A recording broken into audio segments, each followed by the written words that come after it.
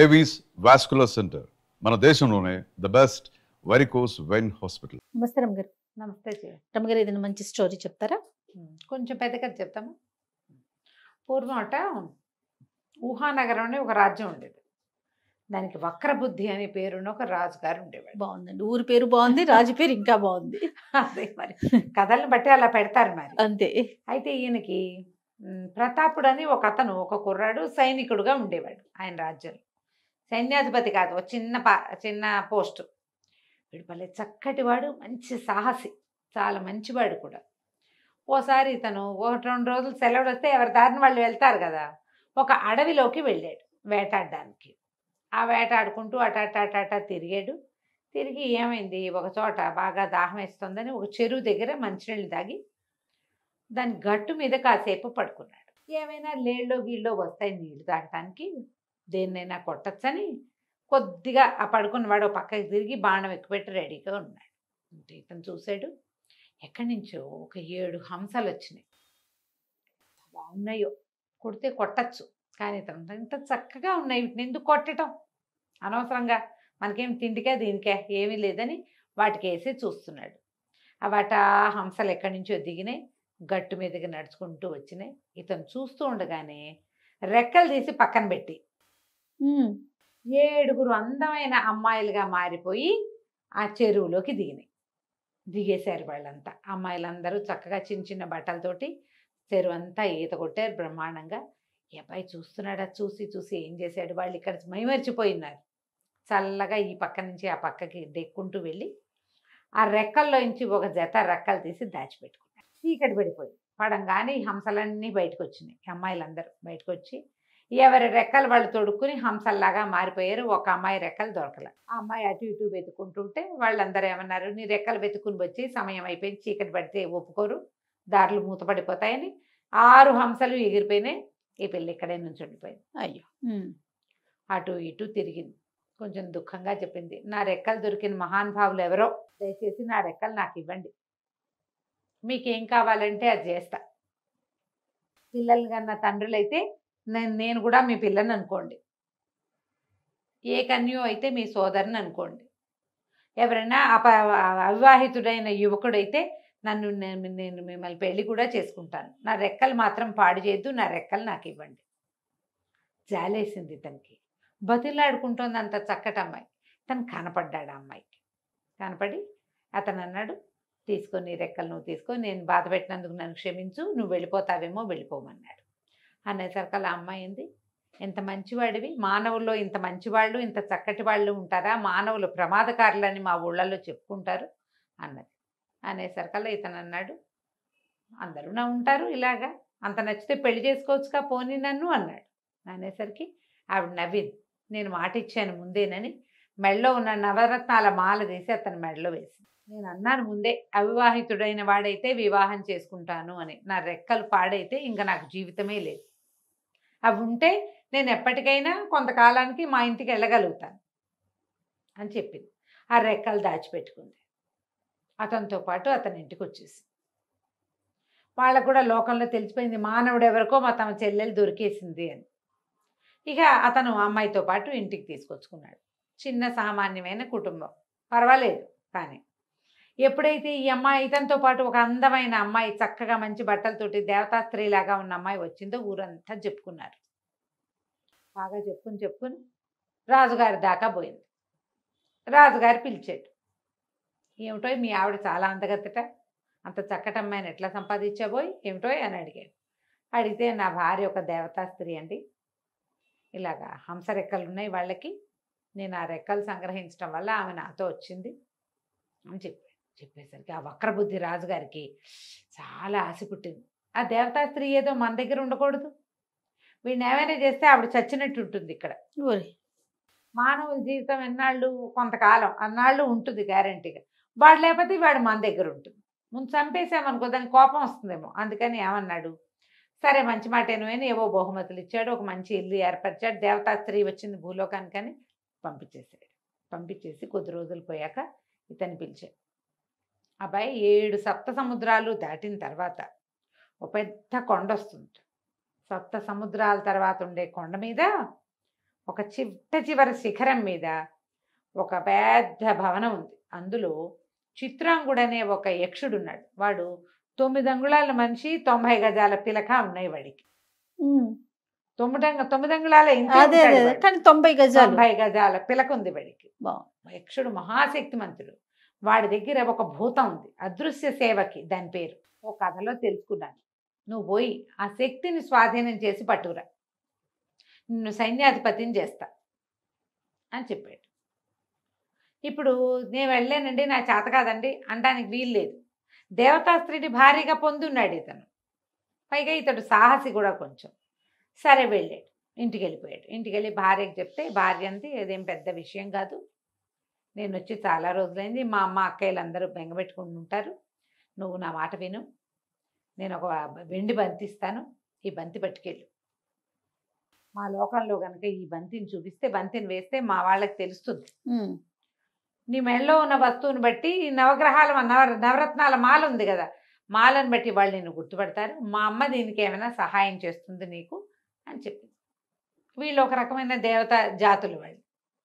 సరే ఇతను ఏం చేశాడు, కొండలు కోనలు దాటుకుంటూ వెళ్ళి ఒక మాయా సరోవరం, అమ్మాయి చెప్పిన అడ్రస్ ప్రకారం ఆ సరోవరంలో బంతిని పడేసేసరికల్లా నీళ్ళన్నీ పక్కకి వెళ్ళిపోయి తను దిగి వెళ్ళడానికి దారి కనపడింది.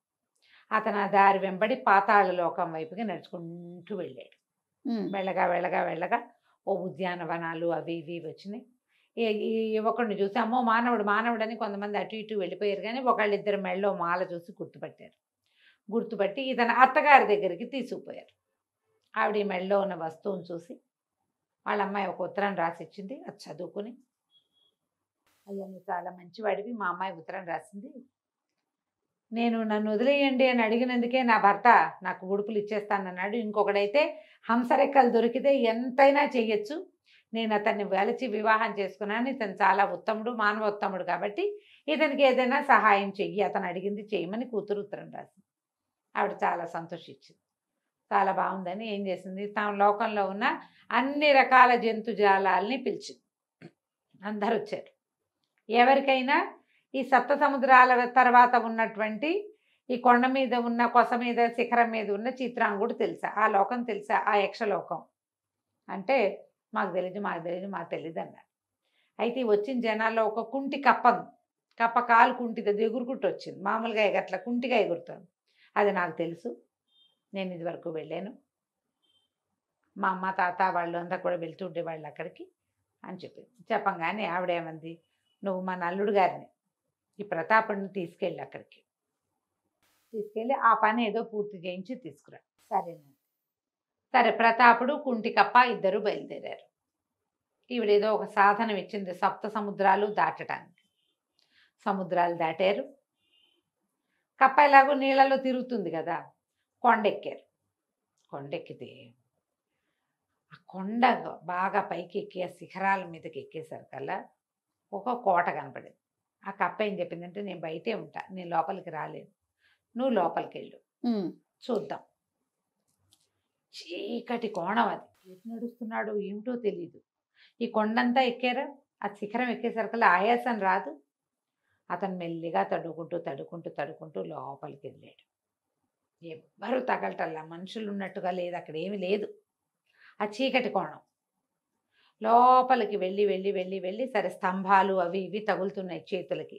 కొద్దిగా కాసేపటి కళ్ళు అలవాటు పడతాయి కదా, ఒక స్తంభాల చాటున కూలబడ్డాడు. ఆ ఆయాసం వచ్చేస్తుంది. ఈ ఆయాసం అణిగే సమయానికి ఢామ్మని వాకిలి తలుపులు తెరుచుకున్నాయి. ఆ బయట ఒకడు నిలబడి ఉన్నాడు. వాడి 9 అంగుళాలు ఉండి పెద్ద పిలకుంది. వాడి పెద్ద కేకలు పెడుతున్నాడు, అదృశ్య సేవకి అని. అనంగానే టక దీపాలు వెలిగిపోయినాయి లోపల. ప్రతాపుడు తను కనపడతాడు, కబుక్కున్న స్తంభం వెనకాల దాక్కున్నాడు. వాడు ఆ పిలక సవరించుకుంటూ చిత్రాంగుడు లోపలికి వచ్చాడు. నేను సభకి వెళ్ళాలి, అన్నం పెట్టవా, ఎప్పటికి భోజనం పెడతావు నువ్వు అని గట్టిగా అరిచాడు. అరవంగానే వెంటనే ముందేమో ఈ దీపాలు వెలిగిపోయినాయి. ఒక దీపం చేత్తో పుచ్చుకుని ఒక దీపం కదులుతూ వస్తుంది. ఇతనికి ఒక కలశం ముందు కాళ్ళు కడుక్కోవడానికి నీళ్లు, కాళ్ళు కడుక్కున్నాడు. ఆ తర్వాత ఇతను లోపల నడిచొస్తుంటే ఒక పెద్ద ఆకు, దాని నిండా ఆహార పదార్థాలు, పక్కన ఒక విసన కర్ర ఇట్లా విసురుతూ కనపడుతోంది. మనుషులు కనిపించట్లా. ఈ కూర్చున్నాడు ఈ చిత్రాంగుడు. చకా చకా చకా భోజనం చేసాడు. భోజనం చేసి నేను వెళ్ళొస్తాను అని వెళ్ళిపోయాడు. వెంటనే మొత్తం దీపాలన్నీ ఆరిపోయిన చీకటి కోణం. ఈ ప్రతాపుడు బాగా ఆలోచించి అదృశ్య సేవకి కొంచెం దీపాలు వెలిగించమ్మా అన్నాడు. అనగానే మళ్ళీ దీపాలు వెలిగినాయి. ఓ. ఎవరు చెప్పినా వింటుంది అది. ఉమ్. అదృశ్య సేవకి ఆకలిస్తుంది, అన్నం పెడతావా అన్నాడు. అనగానే ఒక ఆకు టపా సామాన్లు అన్నీ వచ్చేసినాయి. వచ్చేసాక ఇతను ఆకు దగ్గర కూర్చుని అదృశ్య సేవకి చిత్రాంగుడు భోజనం చేసి వెళ్ళాడు కానీ నువ్వు తినలేదుగా, నువ్వు కూడా వచ్చి కూర్చో భోజనం చేద్దు కానీ అన్నాడు. అనేసరికి ఆ అదృశ్య సేవకు అప్పుడు అతనికి కనపడాడు. ఇంత మంచివాడివి, ఎన్ని సంవత్సరాలుగా సేవిస్తున్నానో ఒక్కనాడు ఇంత మృదువైన మాట నేను వినలేదు. నన్ను తినమని ఏనాడు అతను చెప్పల. ఉమ్.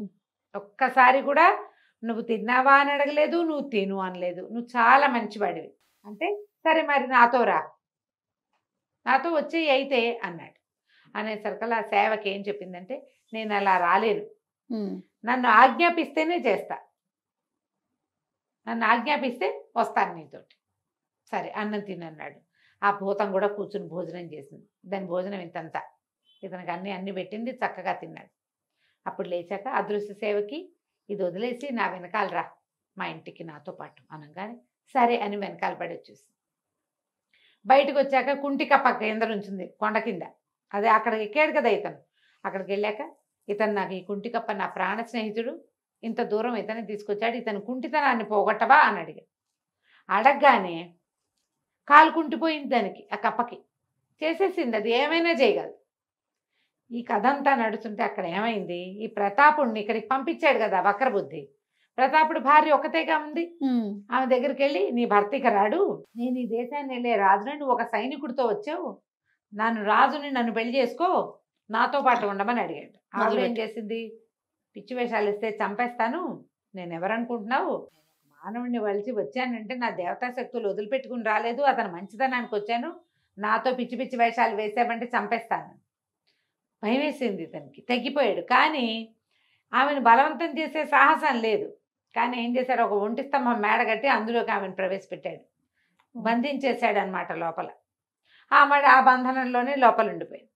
ఇప్పుడు ఇతను ఏం చేశాడు, ప్రతాపుడు ఈ కుంటి కప్పని తీసుకుని ఈ అదృశ్య సేవకుని వెంట పెట్టుకుని మా అత్తగారింటికి తీసుకెళ్ళి అన్నాడు. ముందు ఆ కప్పని తీసుకెళ్ళి అక్కడ దిగవిడిచి అత్తగారికి చాలా థ్యాంక్స్ చెప్పాడు. ఇలా ఇలా జరిగిందంటే ఆవిడ చెప్పింది, అవును ఆయన నీ మంచితనమే నీకు శ్రీరామ రక్ష, నువ్వు మంచివాడు అవటం వల్లే మా అమ్మాయి నిన్ను పెళ్లి చేసుకుంది, నువ్వు మంచివాడు అవటం వల్లే ఈ అదృశ్య సేవకి నీతో పాటు వచ్చింది, ఈమెను తీసుకుని వెళ్ళు అని చెప్పి ఈయన ప్రతాపుడు ఏం చేశాడు, ఈ అదృశ్య సేవక భూతాన్ని వెంబడబెట్టుకుని సొంత ఊరికి వెళ్ళిపోయాడు.